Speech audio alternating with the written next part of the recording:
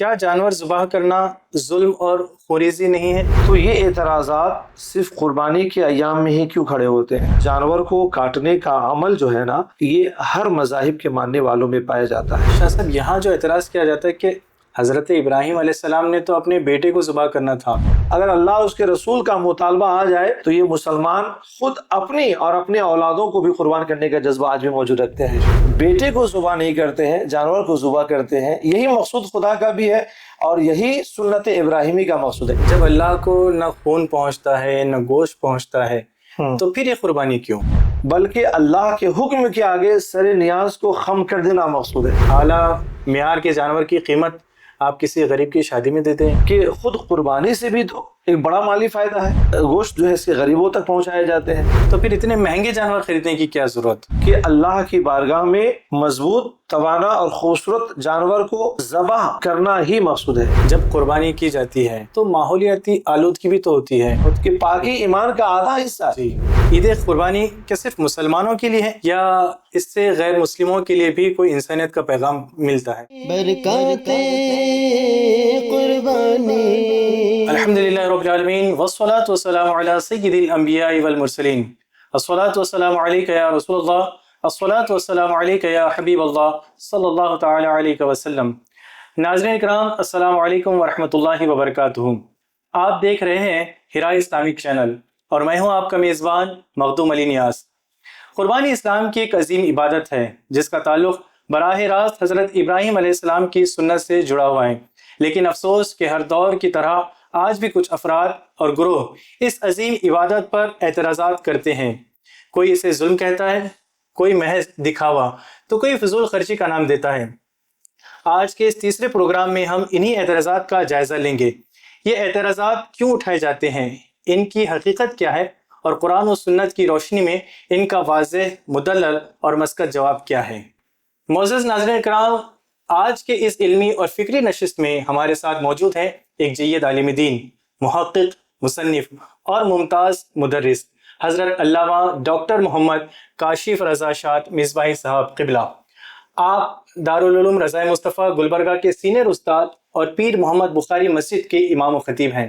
آپ نے جامعہ شریفیہ مبارک پور سے عالمیت و فضیلت، پھر کوئمبو یونیورسٹی سے ایم اے اردو اور گلبرگہ یونیورسٹی سے M Phil P H D مکمل کی۔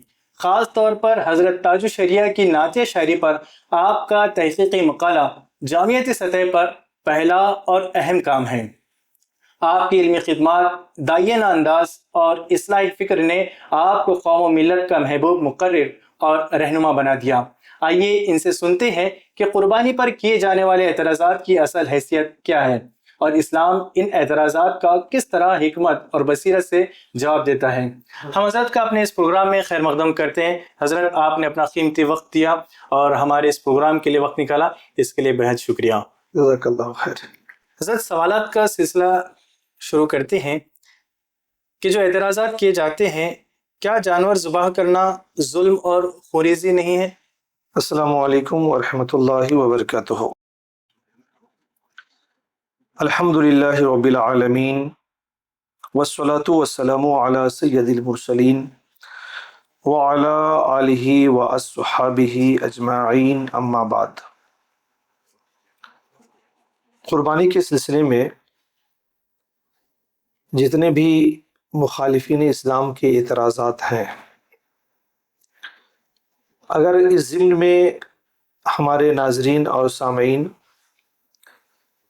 کچھ بنیادی باتوں کو اگر اپنے مد نظر رکھیں جی، تو مخالفین اسلام کے اعتراضات کو سمجھنا بھی آسان ہو جائے گا جی، اور اس کا جواب بھی ان کے لیے بہت آسان ہو جائے گا۔ بنیادی بات یہ ہے کہ قربانی کے سلسلے میں ہمیں ذہن میں یہ بات رکھنی چاہیے کہ قربانی کا جو فریضہ ہم انجام دیتے ہیں، یہ خالص اللہ کی عبادت ہے۔ جی، اور ہم جن جانوروں پر بھی قربانی انجام دیتے ہیں اور جس انداز میں دیتے ہیں، یہ اللہ اور اس کے رسول کے احکام کی اتباع کے لیے دیتے ہیں۔ جی، لہٰذا ہمارا یہ سارا عمل خالص اللہ کی رضا کو حاصل کرنے اور اس کے احکام پر عمل کرنے کے لیے ہے۔ مخالفین قربانی کو اس زاویے سے نہیں دیکھتے ہیں، جی بلکہ ہمارے پاس جو عبادت کا تصور ہے اور جو احکام کی فرما برداری کا تصور ہے، اس سے ہٹ کر خالص و عقلی نقطۂ نظر سے قربانی کو دیکھتے ہیں۔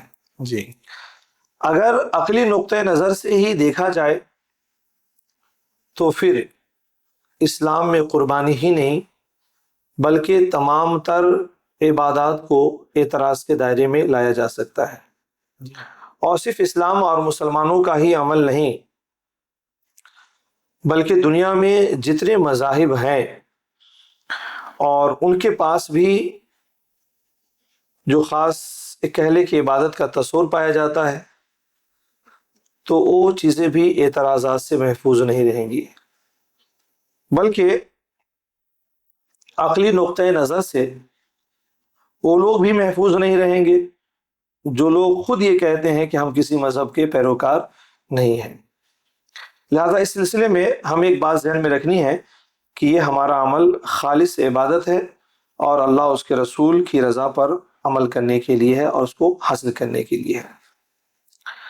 اب رہی بات یہ کہ یہ ذہن دینا کہ قربانی ایک طرح سے جانور پر ظلم ہے جی اور ایک خون ریزی ہے،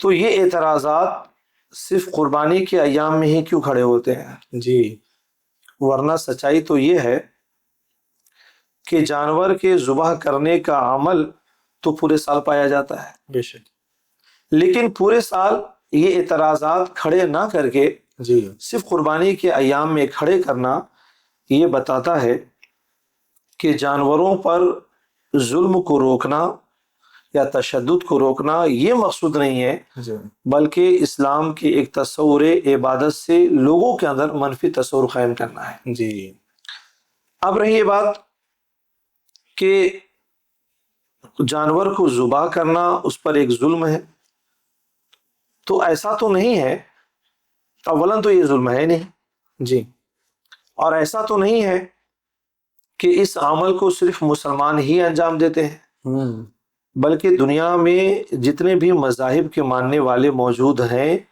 سب جانور کو ذبح کرنے کا عمل انجام دیتے ہیں۔ جی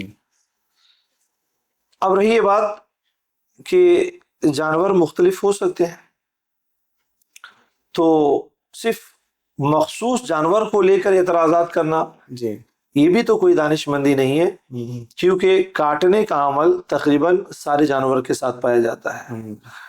اس لحاظ سے یہ بات بھی ذہن میں رکھنی ہے کہ قربانی کے ایام میں ان اعتراضات کو کھڑا کرنا صرف اور صرف سادہ لو مسلمانوں کے ذہنوں میں شکوک و شبہات قائم کرنا ہے، جی ورنہ جانور کو کاٹنے کا عمل جو ہے نا یہ ہر مذاہب کے ماننے والوں میں پایا جاتا ہے۔ رہی بات یہ کہ سچائی یہ ہے کہ کاٹنے کا جو عمل ہے اگر اس کے طریقہ کار کو دیکھا جائے تو دوسرے ادیان اور مذاہب میں جو کاٹنے کا طریقہ ہے جی اور اسلام میں جو کاٹنے کا طریقہ ہے، اگر دونوں کا موازنہ کیا جائے تو ہر عقل مند اس بات کو مان لے گا کہ اسلام میں جو کاٹنے کا تصور ہے وہ دوسرے ادیان کے ماننے والوں کے کاٹنے کے تصور سے بالکل مختلف ہے، کہ جہاں پر ان جانور کے ساتھ ہمدردی اور رحم کا مکمل تصور پایا جاتا ہے، بلکہ دوسرے ادیان اور مذاہب کے ماننے والوں میں تو یہ تصور بھی موجود نہیں ہے۔ اب رہی بات کہ یہ ظلم ہے، تو ایک بات یاد رکھیں کہ یہ کاٹنے کا جو تصور ہے یہ ظلم کی نیت سے ہے ہی نہیں، جی یہ تشدد کی نیت سے ہے ہی نہیں، بلکہ یہ خالص عبادت کے تصور سے ہے، جی اور ہم اس عمل کو انجام دیتے ہیں جو خود ہمارا بھی خالق ہے اور خود تمام تر جانداروں کا خالق ہے، لہذا جانداروں پر ہم کاٹنے کا جو عمل انجام دیتے ہیں یہ عمل بھی ہم خالص اللہ اور اس کے رسول کے حکم کے تحت انجام دیتے ہیں۔ شاہ صاحب یہاں جو اعتراض کیا جاتا ہے کہ حضرت ابراہیم علیہ السلام نے تو اپنے بیٹے کو ذبح کرنا تھا، بیٹے کی قربانی کا ارادہ تھا، تو کیا جانور کو ہی ذبح کیا جا رہا ہے؟ جی، یہی کیوں کیا جاتا ہے؟ یہ بات سمجھنے کی ہے کہ حضرت ابراہیم علیہ السلام جو ہے صاحبزادے کو جو ذبح کرنے گئے تھے، جی آپ ایک خواب کی تعبیر کی تکمیل کے لیے تشریف لے گئے تھے، لیکن اللہ کریم کو یہ منظور نہیں تھا کہ بیٹے کی ذبح دی جائے، بلکہ اللہ کو بھی یہی منظور تھا کہ جانور کی ذبح ہو۔ جی لہذا خود حضرت ابراہیم علیہ السلام اپنے امتحان میں کامیاب گزرنے کے لیے آپ اپنے بیٹے کو ذبح کرنے کے لیے تیار ہو گئے، مگر بیٹا ذبح نہیں ہوا ہے، جی اس کی جگہ پر جانور کو ہی ذبح، دمبا ہی کو ذبح کیا گیا ہے۔ اور وہی تصور آج بھی ہمارے پاس موجود ہے کہ ہم اللہ کے احکام پر عمل کرنے کے لیے اور سنت ابراہیمی کو اپنانے کے لیے ہم بھی بیٹے کو ذبح نہیں کرتے ہیں، جانور کو ذبح کرتے ہیں۔ یہی مقصود خدا کا بھی ہے اور یہی سنت ابراہیمی کا مقصود ہے۔ ایک چیز اور ہے، جہاں تک بات اولاد کی قربان کرنے کی ہے، جی تو قربانی سے تو اس کا کوئی تعلق نہیں ہے، قربانی کی جو تاریخ ہے وہ جانور کے ذبح کرنے سے ہی ہے۔ لیکن اگر اللہ اور اس کے رسول کا مطالبہ ہو تو مسلمان مطالبے ہی کے لیے جانور کو ذبح کرتے ہیں۔ اگر اللہ اور اس کے رسول کا مطالبہ آ جائے تو یہ مسلمان خود اپنی اور اپنے اولادوں کو بھی قربان کرنے کا جذبہ آج بھی موجود رکھتے ہیں۔ اور اسلام کی تاریخ اس سے بھری پڑی ہوئی ہے جی کہ جب جب اللہ اور اس کے رسول کا مطالبہ ہوا ہے تو کلمہ پڑھنے والوں نے اپنی بھی قربانیاں دی ہیں، اپنی اولادوں کی بھی قربانیاں دی ہیں، اور ہماری ماں اور بہنوں نے بھی اپنی اولادوں اور اپنے شوہروں کی بھی قربانیاں دی ہیں۔ اگر صرف جان کی قربانی کا مطالبہ ہو تو اسلام اور مسلمان اس سے کب پیچھے ہٹا ہے؟ جی اب یہاں پر ایک سوال یہ ہوتا ہے شاہ صاحب کہ جب اللہ کو نہ خون پہنچتا ہے نہ گوشت پہنچتا ہے تو پھر یہ قربانی کیوں؟ جی، دراصل اللہ کو نہ گوشت پہنچتا ہے نہ خون پہنچتا ہے تو پھر قربانی کیوں؟ قربانی کا یہی تصور سمجھنے کی ضرورت ہے جی کہ اللہ کریم کسی چیز کا محتاج نہیں ہے، جی نہ اسے ہمارا گوشت چاہیے نہ ہمارا خون چاہیے۔ بندوں سے مقصود کیا ہے کہ اسے جس چیز کا حکم دیا گیا ہے اس پر عمل کرتا ہے یا نہیں کرتا ہے، جی اور حکم یہی ہے کہ تم جانور کو ذبح کرو۔ تو یہاں پر نہ گوشت پہنچانا مقصود ہے نہ خون پہنچانا مقصود ہے، بلکہ اللہ کے حکم کے آگے سر نیاز کو خم کر دینا مقصود ہے، جی اور یہی تصور قربانی کے اندر موجود ہے۔ لہٰذا اس لیے قربانی کے اندر بھی جو سب سے اہم چیز رکھی گئی ہے وہ نیت، اخلاص، تقرب اللہ، جی اور اسی کے لیے بندہ یہ قربانیاں کرتا ہے کہ اللہ کے حکم پر عمل کر کے ہم تقرب اللہ کو حاصل کر سکیں اور اپنی نیتوں میں اخلاص کو ہم پیدا کر سکیں۔ اچھا، تو پھر یہ بھی ایک اعتراض ہو سکتا ہے نا کہ آپ اخلاص کے لیے جب قربانی دے رہے ہیں، جانور ذبح کر رہے ہیں، تو پھر اتنے مہنگے جانور خریدنے کی کیا ضرورت، اتنے فربا جانور خریدنے کی کیا ضرورت؟ قربانی تو ایسے بھی مختصر سے اس میں ہو سکتی ہے، تو پھر یہ دکھاوے کا یا ریاکاری کا جو حصہ پایا جا سکتا ہے بڑے بڑے جانور لینا، تو یہ کیوں مقصود ہے؟ دراصل ایک چیز یہ ہے کہ قربانی کے ساتھ کہیں بھی اسلام کا مطلوب ہی نہیں ہے کہ دکھاوا کیا جائے، جی بلکہ اسلام کی جتنے بھی عبادات ہیں جی سارے عبادات کو دکھاوا سے محفوظ رکھنا ہے اور نیت میں اخلاص پیدا کرنا ہے۔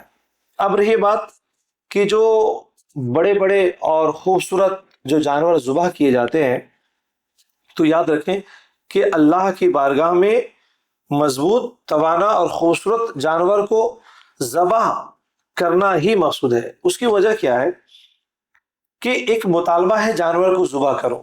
جی اگر جانور آپ کے پاس مضبوط نہیں ہے، توانا نہیں ہے اور کام کے لائق نہیں ہے تو اس کو کاٹنے میں انسان کے اندر وہ چیزیں نہیں آتی ہیں کہ چلو ہمیں بہت مال کو قربان کر رہے ہیں یا ہم جو ہے ذبح کر رہے ہیں۔ لیکن اگر ایک جانور خوبصورت ہو، آپ اس سے محبت کر رہے ہیں اور وہ آپ کا جانور قیمتی بھی ہے، جی تو فطری اعتبار سے انسان کے اندر کہیں نہ کہیں تصور اور احساس آتا ہے کہ بہت قیمتی چیز جو ہے نا ہم ذبح کرنے جا رہے ہیں۔ جی اور یہی تصور سب سے اہم ہے کہ جو چیزیں آپ کو رکاوٹ پیدا کر رہی ہے اس پر عمل کر گزرنا اصل یہی قربانی ہے. جی اور اسلام کا یہی مقصود ہے کہ اپنی محبوب ترین چیزوں کو، جی قیمتی ترین چیزوں کو اللہ کی راہ میں جو ہے قربان دیا جائے، جی کیا جائے.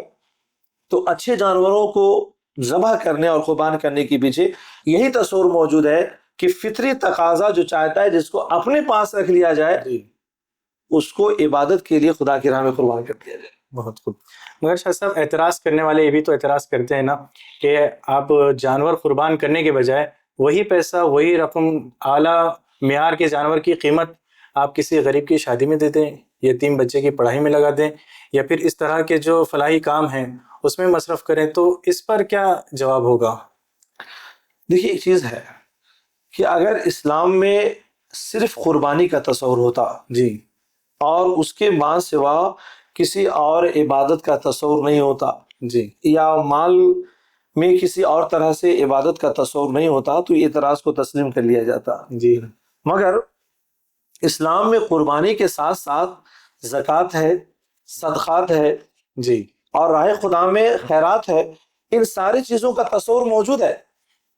تو قوم مسلم ایسا نہیں ہے کہ صرف قربانی کرتی ہے اور دوسری مالی عبادتیں انجام نہیں دیتی ہے، بلکہ الحمدللہ مسلمان جہاں قربانیاں کرتے ہیں جی وہیں اپنے یتیم بچوں کے لیے ادارے بھی قائم کرتے ہیں، اپنے غریب بچوں کے لیے بھی ادارے قائم کرتے ہیں، یتیم بچوں کے لیے شادیوں کا بھی انتظام کرتے ہیں. مسلمانوں کو جہاں جہاں مالی عبادت کرنے کا تصور پایا جا سکتا ہے مسلمان ہر جگہ مالی قربانیاں انجام دیتے ہیں.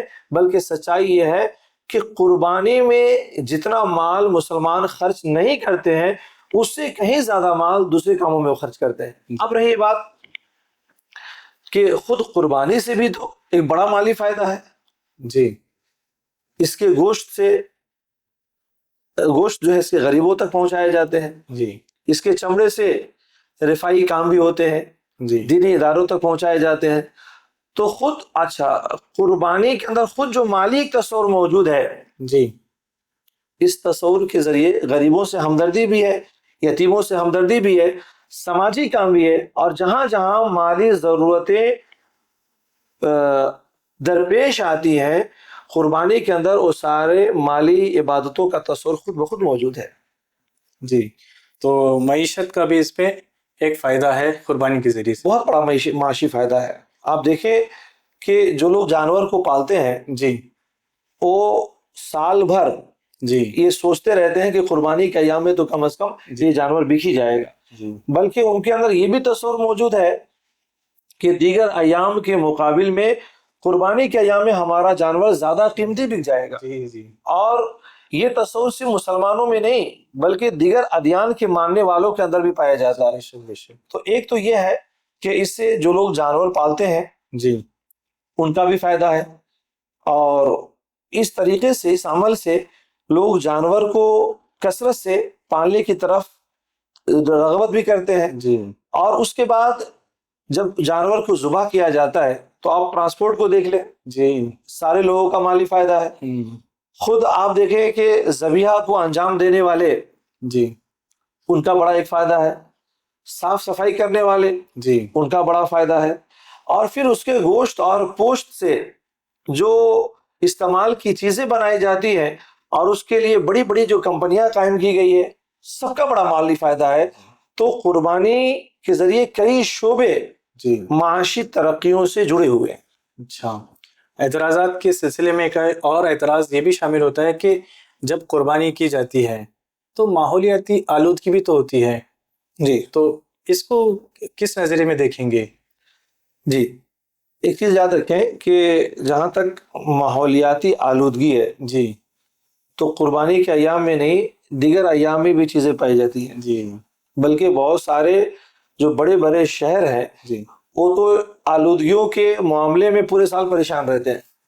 تو اب یہ کہیں کہ پھر اس کا وہاں وہ چیزیں کہاں سے آئی؟ جی تو ایک نظافت کا جو تصور ہے ایک اسلام کے اندر ایک بڑا تصور موجود ہے. جی قربانیوں کے ذریعے میں سمجھتا ہوں کہ آلودگیاں نہیں پائی جاتی ہے. جی ہاں اگر کہیں غیر احتیاطی عمل ہو جی تو اس سے اسلام کا کوئی لینا دینا نہیں ہے، جی بلکہ اسلام اس عمل کو انجام دینے کے لیے پورے احتیاطات کے وہ تصور پیش کرتا ہے جی کہ جس سے عبادت بھی انجام پا جائے اور صاف صفائی بھی ہو، بلکہ اسلام میں تو الطہارۃ شطر ایمان کہا گیا بہت کہ پاکی ایمان کا آدھا حصہ ہے۔ جی لہٰذا مسلمان مکمل طور سے احتیاط کرتے ہیں کہ قربانی کے ایام میں آلودگی نہ ہو، گندگی نہ پھیلے، بلکہ وہ صاف صفائی کا مکمل خیال رکھتے ہیں۔ اگر کہیں صاف صفائی کا خیال نہ رکھا جاتا ہو تو میں اپنی قوم کو یہ پیغام دوں گا جی کہ آپ کے لیے پاکیزگی آدھا ایمان کا حصہ ہے۔ قربانی کے ایام میں اس پاکیزگی کا مکمل خیال رکھے، اور اسلام نے قربانی کے ساتھ جو پاکیزگی کا تصور دیا ہے وہ تصور بھی اپنے سماج اور معاشرے میں آپ پیش کریں۔ بہت اچھا پیغام شاہ صاحب آپ نے دیا۔ عید قربانی کیا صرف مسلمانوں کے لیے ہے یا اس سے غیر مسلموں کے لیے بھی کوئی انسانیت کا پیغام ملتا ہے؟ جی دیکھیے، ایک تو یاد رکھیں کہ عبادات جو بھی ہیں جی وہ اہل ایمان کے لیے ہے۔ جی جب تک وہ دائرے ایمان میں نہیں آیا ہے اس کے لیے عبادات کا کوئی تصور نہیں ہے۔ جی اب رہی بات ہے کہ قربانی تو یہ ایک عمل ہے، یہ ایک عبادت ہے، جی لہٰذا یہ انہی لوگوں کے لیے ہے جو اہل ایمان ہیں۔ جی اب رہی بات کہ غیروں کے لیے کیا پیغام ہے، جی تو ظاہر سی بات ہے کہ غیروں کے لیے ایک پیغام تو بڑا یہ ہو سکتا ہے کہ مسلمانوں کے پاس جو کاٹنے کا تصور ہے نا، جی یہ تصور بہت خوبصورت ہے، انسان کے جانوروں پہ رحم بھی ہے، اور جدید سائنٹیفک اعتبار سے بھی جو ہمارے پاس کاٹنے کا تصور ہے جی یہ گوشت کو کئی ایک نقصانات سے بچا لیتا ہے۔ جی بلکہ میں اپنا مشاہدہ بتاتا ہوں کہ ہمارے شناساؤں میں ایک جو مسلم نہیں تھے جی وہ بعض دفعہ مرغا وغیرہ لے کر کے جو ہے نا وہ آتے تھے اچھا اور کہتے تھے کہ ہمارے پاس جو کاٹنے کا تصور ہے جی وہ عام طور سے گلے کو موڑ دیتے ہیں، تو کہتے تھے کہ ہم جو کاٹتے ہیں جی تو ہمارے پاس گوشت میں وہ ذائقہ نہیں آ پاتا ہے جو آپ کے کاٹنے کے بعد آتا ہے، جی لہٰذا آپ جس طریقے سے ذبح کرتے ہیں جی لہٰذا اس طریقے سے ہمیں ذبح کر کے دے، جس طرح حلال کرتے ہیں۔ جس طرح حلال کرتے ہیں۔ جی اس کے پیچھے ایک راز یہ بھی ہے کہ مسلمان اس طریقے سے کاٹتا ہے جس طریقے سے اس کا خالق و مالک حکم دیتا ہے۔ جی اور ایک چیز یہ ہے کہ دنیا کسی نام سے کاٹے نہ کاٹے، مسلمان اپنے خالق و مالک کا نام لے کر کاٹتی ہے۔ ظاہر سی بات ہے کہ اس چیز کے اثرات ہر چیز پر مرتب ہوتے ہیں، لہٰذا قربانی کے ذریعے ایک جو ہے نا انسانیت کا اعلیٰ تصور اور رحم کا ایک جو ہے نا بڑا تصور ہم دوسروں کے سامنے پیش کر سکتے ہیں۔ جی شاہ صاحب، اس پروگرام کے ذریعے سے ہیرا اسلامک چینل کے ناظرین کو آپ کیا پیغام دینا چاہیں گے؟ میں اپنے تمام سننے والوں کو ایک پیغام دینا چاہوں گا کہ یاد رکھیں کہ اسلام ایک پاکیزہ اور مہذب مذہب ہے جی جن کے تمام تر معمولات اور عبادتوں پر جی مخالفین کے ہزارہا اعتراضات موجود ہیں، جس کا ایک ہی مقصد ہے کہ مسلمانوں کو اسلام اور عبادات اسلام اور معمولات اسلام سے بدزن کیا جائے۔ جی میں اپنے تمام سننے والوں کو یہ کہنا چاہوں گا کہ اس سلسلے میں کسی بھی افواہ اور غلط فہمی کا شکار ہوئے بغیر جی آپ اپنے علماء سے رجوع کریں، آپ اپنے ائمہ سے رجوع کریں، اور آپ اپنے تعلیم یافتہ افراد سے رجوع کریں جی کہ جس کا ہر طرح سے جواب ان کے پاس موجود ہے۔ اگر آپ کے ذہن میں کہیں بھی کوئی خلش ہو یا خلجان ہو تو آپ رجوع کریں، انشاءاللہ العزیز ان تمام اعتراضات کے مدلل جوابات آپ کو مل جائیں گے، اور آپ کو یہ بات یقین کی حد تک ہو چلے گی کہ اسلام کے تمام تر عبادات نہ صرف احکام الہی پر فرما برداری ہے جی بلکہ وہ عقل اور نقل کے بالکل مطابق اور موافق ہے۔ جی شاہ صاحب، آپ کا بےحد شکریہ۔ آج کی اس گفتگو سے یہ بات واضح ہو گئی کہ قربانی پر کیے جانے والے اعتراضات نہ تو علمی بنیاد رکھتے ہیں نہ شرعی۔ یہ اعتراضات یا تو جہالت پر مبنی ہوتے ہیں یا بدنیتی پر، اور ان کا اصل مقصد عوام کے ذہنوں میں شکوک پیدا کرنا ہوتا ہے۔ لیکن الحمدللہ دین اسلام کی تعلیمات نہ صرف واضح ہیں بلکہ مکمل عقلی اور عملی دلائل کے ساتھ مزین ہیں۔